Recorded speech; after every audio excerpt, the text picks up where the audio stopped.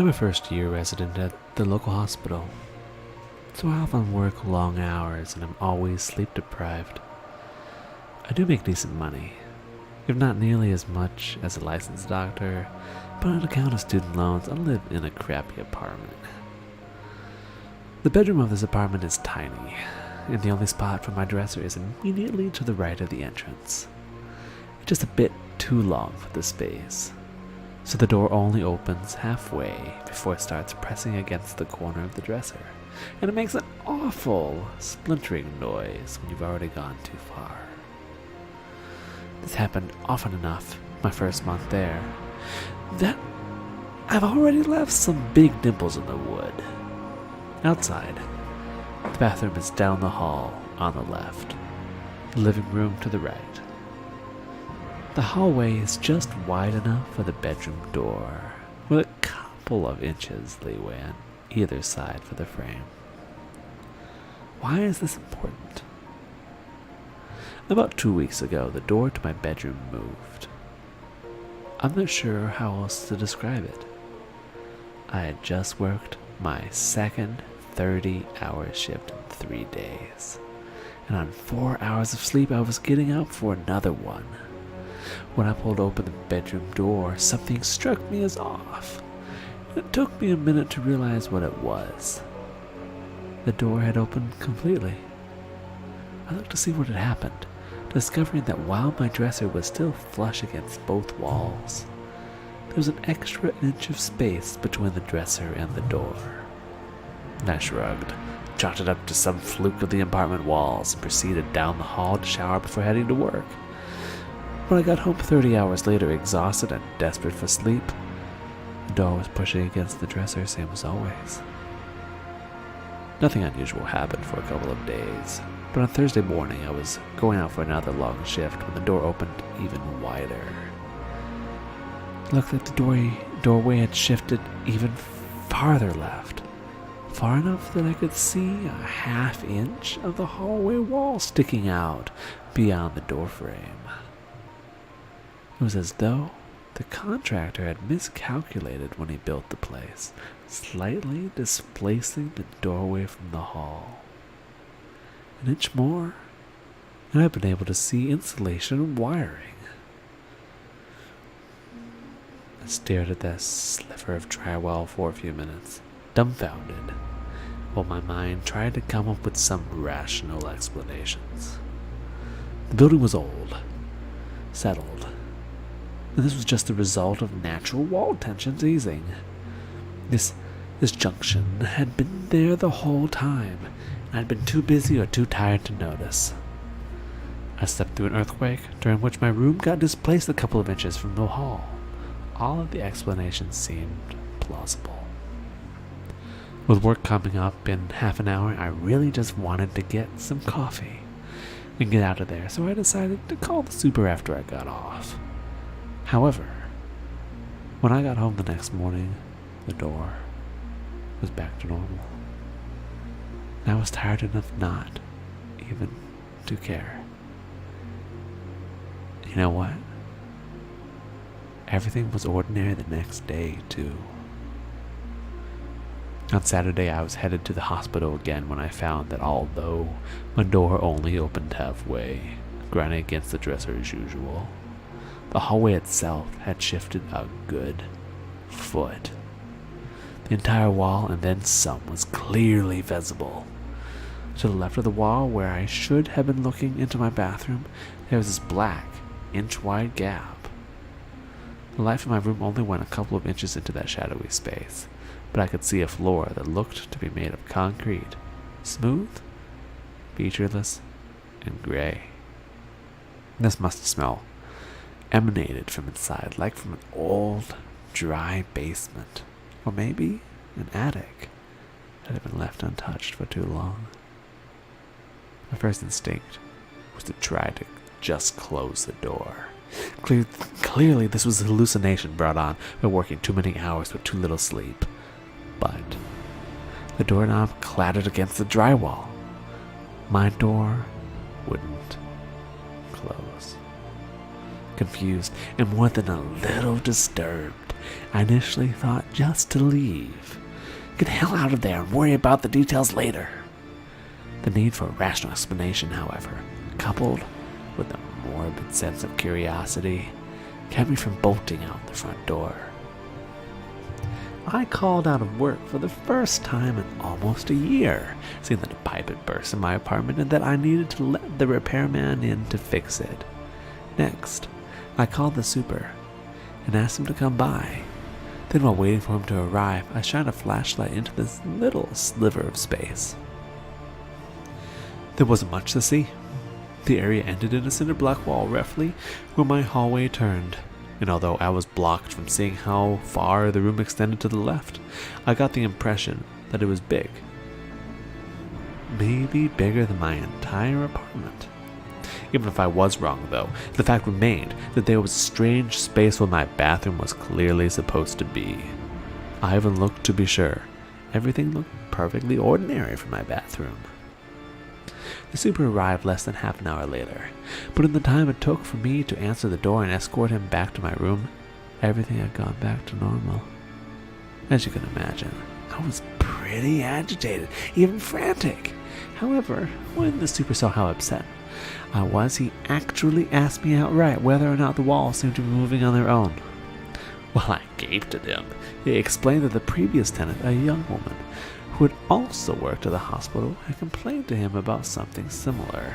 She claimed that the wall sometimes extended an inch or more past the frame of the doorway, but whenever he came to investigate, nothing was out of the ordinary. The young woman eventually became hysterical on the verge of moving out, but at his suggestion, took a leave of absence from the hospital instead.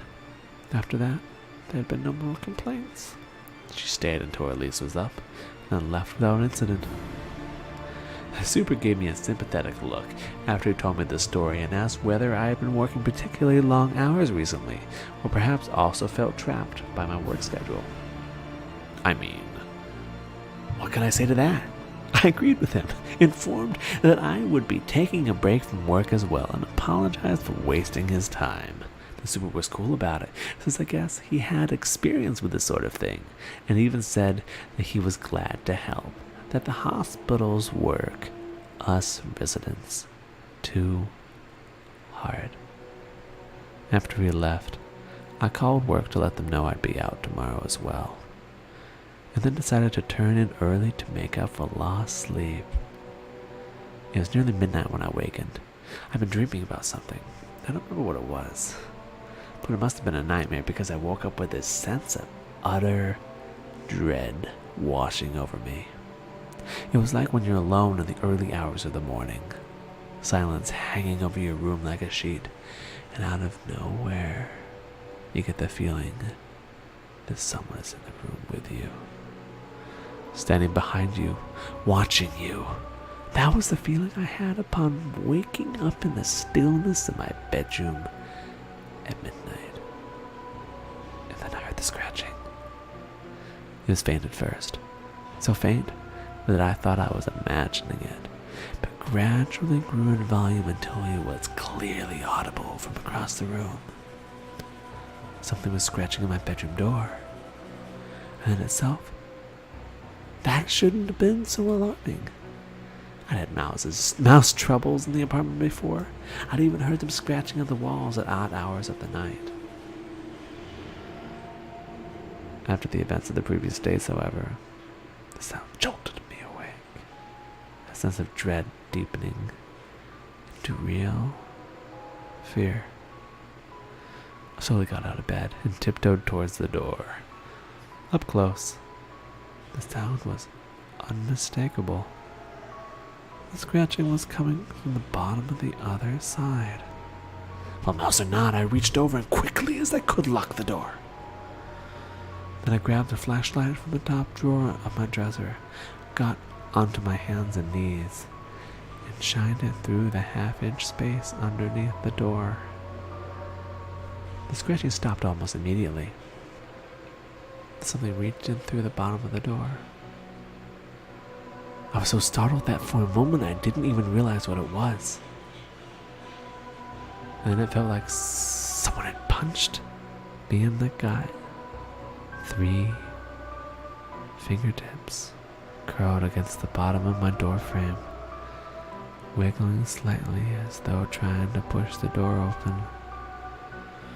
The fingers were gray and skeletally thin, stained the rusty brown any medical student could tell you was dried blood. The nails were long and ragged, clearly broken numerous times with the splitting end, pitting characteristic of malnutrition.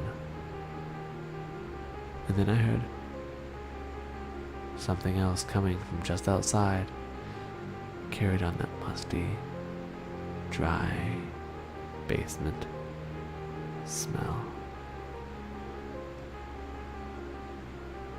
Help me. The voice was so soft as to be barely audible, but it was clearly a woman. I could hear panic running through it, quiet sobs underneath the words. And then I could hear something else, a sound like soft footsteps approaching from somewhere far away. And all the while the voice continued whispering, never growing any louder but getting more urgent, more rapid. Help me. Please, please, please help me. It's coming. Please help me. Please, please, please, please. It's coming. It's coming. It's coming. It's coming. Please, please, please. And the fingers vanished, as though whomever they belonged to had been violently jerked away. I could hear the sound of something being dragged along the ground, something scraping frantically against the concrete, but that noise quickly faded into the distance. And then I heard the soft sound of footsteps approaching again. It stopped outside my door, and for a while there was only silence. Then, as I watched by the trembling light of my flashlight, the lock began to slowly turn. Somehow, it was being unlocked from the other side. I jumped up and slammed my shoulder against the door, dropping the flashlight in my haste, and scrambled to lock the door again. Something resisted my frenzied attempts to turn that little dial, and my fingers were so sweaty that kept slipping off. Before I finished turning the lock, the knob twisted in my grip, and whatever was back there hit the door hard enough that the whole thing shuddered. Raw terror flooded my system, and I pushed back as hard as I could, my body leaning almost parallel to the ground, even as I continued fumbling with the lock. Whatever it was hit the door again, harder this time, such that it actually opened for a split second. I was almost sobbing at this point when my bare feet found purchase on the linoleum floor, and I shoved back with all my strength, somehow slamming the door back closed. At the same time, my fingers were finally able to wrap themselves around the lock and turn it. Using the time that bought me, I ran to my dresser and dragged it in front of the door, then sat down with my back against it.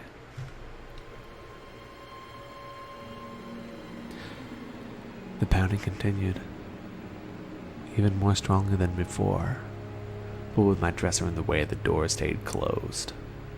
After a few minutes, it seemingly stopped. There was another minute or two of silence before the soft sound of footsteps finally moved away. Still, I continued sitting in front of the dresser, back braced against it, too terrified to even think of opening the door or heading back to bed. The only window in my bedroom was too small to climb through, and I left my phone on the kitchen counter. There's nothing to do but sit and wait, which I did until the grayish light coming through my window announced the arrival of morning. It took me a while to finally muster the courage to push the dresser aside, and even then I just stood there for a few minutes, staring at the doorknob. In the end, the need to know overcame the fear of the unknown, and I pulled the door open just a crack. My hallway set outside, same as always, with no sign that anything was unusual.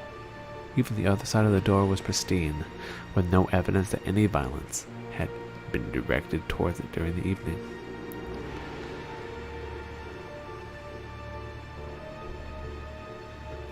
with the door halfway open, pressing against the dresser as usual. I slipped outside the bedroom and into the hallway, heart pounding, even though I was already doubting my own mind. Could it all have been just a nightmare? Had I suffered a psychotic episode in the middle of the night, terrified of nothing more than a mouse scratching at my bedroom door? Did I spend the entire night cramped out in front of my dresser on account of a hallucination? As I stood there doubting, I let my bedroom door close behind me, and my nostrils filled with that dusty basement smell. I ran. I took off into the hallway, practically clawing against the wall as I dashed for the living room and tore the front door open when I got there. Just before I launched myself outside, I heard the splintering noise of my bedroom door pressing against the back corner of my dresser. It's been over a week. I haven't gone back. Not for my things, my clothes, nothing. I'm crashing on a friend's living room couch instead. He brings me takeout whenever he comes home from work. I extended my leave of absence from the hospital, citing a death in the family. I tried finding the woman that used to live in my apartment, the previous tenant, that had also complained about the moving walls, but her address forwarding had long since expired. Searching for her by name turned up no results. Not on any social networking site, nor search engine, nor People Finder.